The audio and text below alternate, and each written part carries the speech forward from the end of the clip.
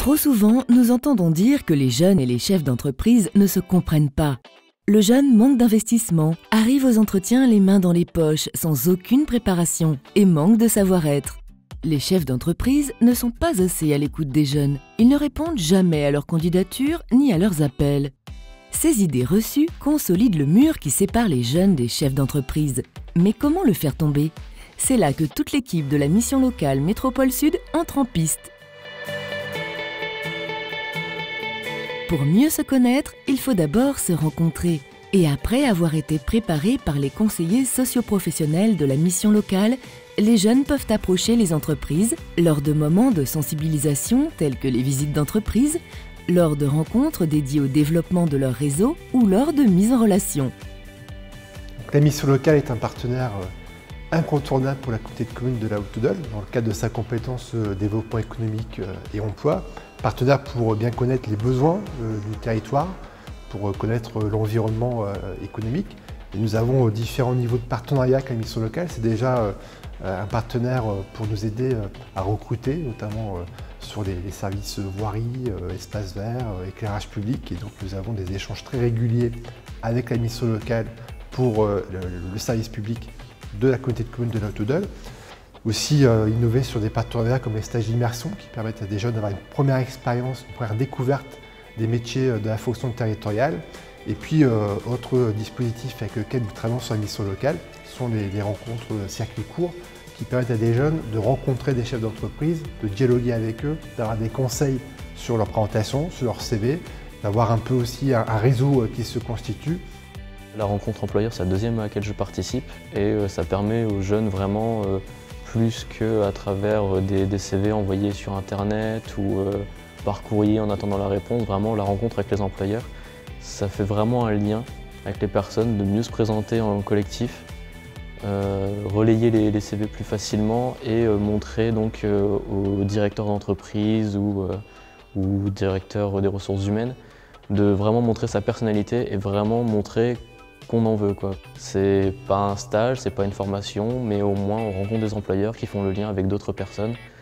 Et donc vraiment, moi ça m'aide en tout cas. Lors de nos différents recrutements, nous sollicitons différents partenaires dont font partie les missions locales, notamment avec la mission locale de Fâche-Tuménil où nous avons sollicité Elsa qui donc a organisé une réunion d'information collective avec une dizaine de candidats. Donc j'ai animé cette session de recrutement où j'ai présenté les postes qui étaient à pourvoir, les entreprises qui recrutaient. Donc les candidats se sont présentés également, ils étaient venus avec un CV où ils ont présenté leur parcours, soit uniquement en termes de formation ou d'études, ou leur parcours professionnel. Suite à cela, donc, nous les avons convoqués en agence, nous avons établi les dossiers d'inscription avec eux, qui est le parcours classique de recrutement, et qui nous a permis donc, de proposer ces candidats à certains de nos clients. Et nous avons notamment un des jeunes qui, à l'heure actuelle, travaille toujours pour notre agence. La rencontre avec Émilie a été une réelle opportunité pour les jeunes de l'antenne de pouvoir se confronter au marché du travail, d'avoir l'opportunité de rencontrer une responsable d'agence et de pouvoir ensuite passer des tests en entreprise.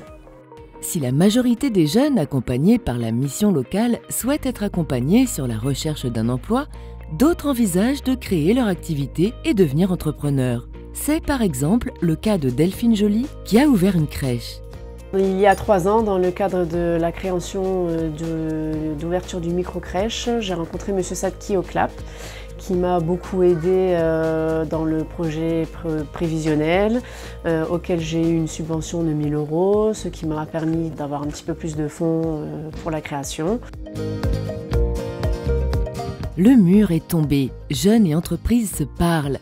La mission locale est présente pour faire se rapprocher les besoins en recrutement des entreprises et les compétences des jeunes en recherche d'emploi. Donc à la mission locale, on avait l'habitude de travailler avec Madame Joly, qui est gérante des crèches Les Ch'tis Bambins à Ronchin. Donc on l'orientait vers cette crèche pour demander dans un premier temps de pouvoir réaliser son stage. Donc ça a fait toutes les démarches et elle a fait un très bon stage chez Madame Joly. L'employeur nous a rappelé à la mission locale en disant voilà, moi j'ai l'habitude de faire des contrats aidés, est-ce qu'on va faire un contrat aidé avec Sana? Bon, Sana a que 16 ans, donc mon collègue Quentin Pécré, qui gère les contrats aidés, lui a dit non, c'est peut-être pas approprié, je vais vous renvoyer vers ma collègue qui gère l'apprentissage, donc moi. Parce que j'ai arrêté l'école et que je cherchais à travailler, à faire un contrat d'apprentissage dans une crèche. Et ils m'ont beaucoup soutenue et aidé à trouver une crèche. Je suis allée à la rencontre de Madame Joly pour lui expliquer que par rapport au projet de Sana, c'était plus intéressant qu'elle prépare un contrat d'apprentissage pour monter en qualification parce que Sana avait arrêté l'école sans diplôme ni rien, donc il faut absolument qu'elle puisse se qualifier. Donc je lui ai expliqué les différents types d'aides qui viennent de la région, qui viennent de l'État, et aussi des aides que peut apporter des dispositifs de la mission locale, notamment un accompagnement renforcé dans le cadre d'un PACA qui apporte un meilleur crédit d'impôt à l'employeur. Je suis allée en mission locale pour essayer donc de trouver un contrat. Et donc on m'a proposé un contrat d'avenir ici 3 ans. Donc j'ai commencé en février et tout se passe super bien. L'idée de l'emploi à venir, c'est bien de prendre un jeune qui connaît le métier, qui a envie de ce métier mais qui n'a pas la formation pour.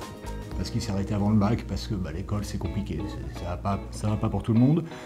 Mais qui avait envie de se faire ce métier-là, ou quelqu'un qui ne savait pas du tout où aller, venir ici, le former et lui permettre de sortir avec un diplôme supérieur à celui qu'il avait en entrant, ça c'est intéressant. D'abord parce que le jeune, ça va le motiver.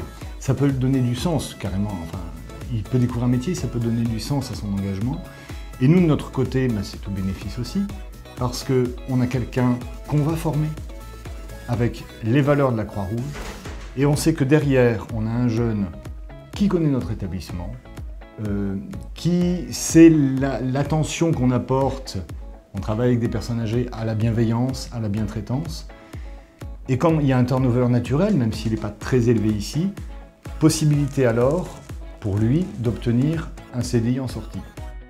Dans le cadre donc, du rapprochement que nous opérons avec la mission locale, l'idée en fait est de pouvoir à la fois faire un travail de sourcing avec la mission locale sur des jeunes qui soit ont déjà exprimé un souhait ou une envie de se former ou de découvrir ces métiers, soit, pourquoi pas, d'essayer de travailler sur différentes formes, l'immersion, les rencontres, pourquoi pas des stages de découverte, ou alors dans le cadre d'un parcours de formation, un fonctionnement type alternance avec des découvertes, ou pourquoi pas des périodes de stage.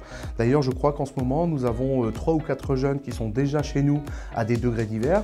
L'objectif est justement à la fois de permettre à la mission locale de trouver un partenaire effectivement sur lequel elle puisse s'appuyer sur ce gisement potentiel d'emploi. Et puis pour l'association, c'est aussi de pouvoir procéder de manière très anticipée, c'est de la GPEC, vraiment anticiper le plus possible sur effectivement du repérage, de la formation, de la mise en emploi. Le but étant vraiment d'inscrire ces jeunes sur de l'emploi durable.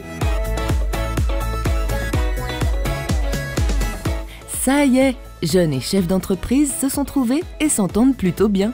Mais le travail de la mission locale ne s'arrête pas là.